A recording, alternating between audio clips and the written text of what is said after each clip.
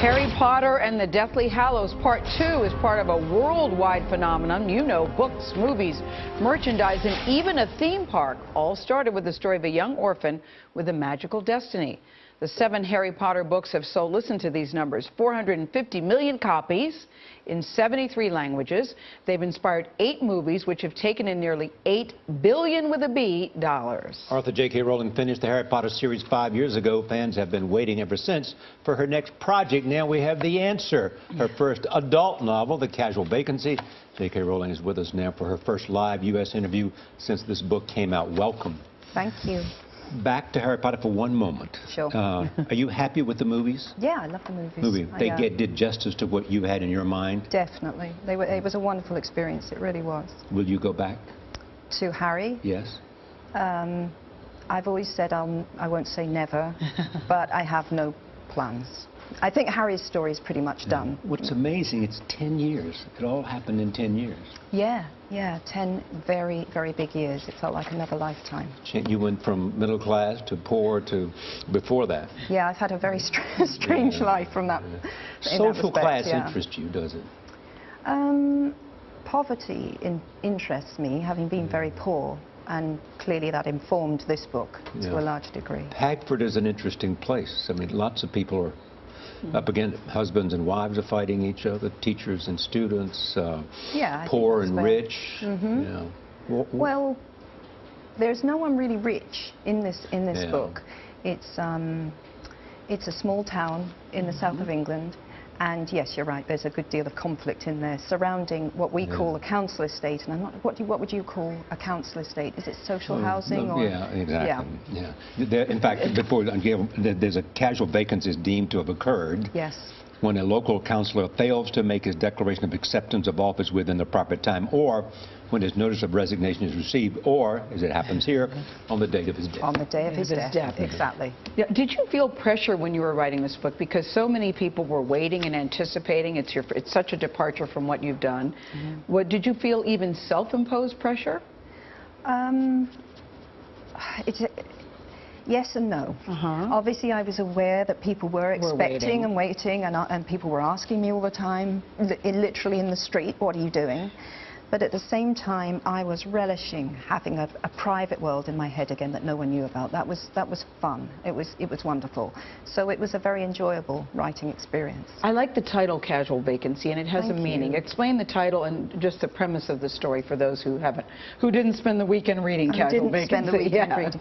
Well, as Charlie just said, a casual vacancy is on one level. It's simply the absence on a council when a seat falls vacant. But for me, it had other meanings. Yes. And I would say that everyone in this book has some sort of vacancy in their lives that they are attempting to fill. Does that make it dark? I think it's funny, but it's dark humor where it is humorous, and there are places where, I would say it becomes quite dark. But then people who read Harry Potter know that I can do dark, so I don't think that would be a huge surprise to anyone. You know, and I know we have to say I was so touched when I came to work this morning, and there were a group of at least 6 when I got here, women who had been here since 8 o'clock the night before waiting for you. And amazing. And I said to them, why are you here? And they said, because she changed our lives. How? She taught us friendship, loyalty, love. And it's something that society, they said, does not stress, but that's what she does for us. And I was so touched by their love for you. It makes me feel very emotional. No, it really does. I can imagine. It's a very incredible thing to hear. That they have love for you, what do they mean to you? Well, I mean, everything, obviously. You know, it's readers like that is what a writer dreams about, to have people who understand your work to that degree. And these are people who grew up with my books, so they occupy a special place in their lives for that reason. I think the things that you read or you see, things that meant a lot to you when you're a teenager particularly, will mean a lot to you forever. Chris Hitchens said of the Harry Potter series, for many decades there will still be millions of adults who recall their initiation to literature as a little touch of Harry in the Night. Yes. Just the most beautiful thing to say. But then he had quite a turn of phrase. Yes, he did. Mr. Hitchens. Yeah, and even in Casual Vacancy, you're still writing about teenage angst. You clearly that really resonates with you, teenage angst. It does. I don't know, maybe part of me is stuck in adolescence, I don't know. But I am drawn to adolescence and writing about adolescence. And in this book there are 5 very different teenagers, 3 girls, 2 boys. around whom a lot of the action centers. And I was surprised to know, Charlie, that during the Olympics, that you were given a very prominent role and that you were nervous. How could I not be nervous? How could you be nervous? Because I'm thinking you are J.K. Rowling. Well, that's a really kind thing to say, but that's not what was going through my mind as I waited to walk out into that What stadium. was that experience like for you? It was simultaneously terrifying and one of the most wonderful things I've ever done in my life. It was wonderful, and the British aren't very good at celebrating themselves. We have quite a complex view of ourselves, I think, and that was one evening where we got it right and we celebrated being British in a way that we all felt comfortable with, and it was such an honor to be part of that. Having that experience and having all the money and all the success and all the fans, what do you wish for now?